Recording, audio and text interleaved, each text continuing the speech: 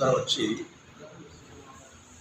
ఆయనకు కావాల్సినటువంటి విధంగా మాట్లాడితే ఆయన బాధలు సాధకాలు చెప్పుకుంటే ఎవరికి అభ్యంతరం లేదు. కానీ ఆయన మాట్లాడడం స్టార్ట్ చేయడమే కాంగ్రెస్ రౌడీ మూకలు అన్నారు. రౌడీ మూకలు వచ్చి దౌర్జన్యం చేశారు అక్కడ అని చెప్పారు.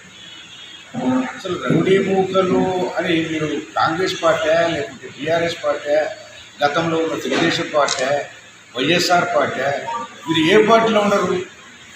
ఏ పార్టీకి సంబంధించిన వ్యక్తి మీరు? ఎవరిని రౌడీ మూకలు అంటున్నారు మీరు? రౌడీ మూకలకి ఎగ్జాంపుల్ తీసుకుంటే గతంలో మీరు ఎమ్మెల్యే ఉన్నప్పుడు, సత్తమ్మ జడ్పీ చైర్మన్ ఉన్నప్పుడు ఒక ప్రారంభోత్సవంలో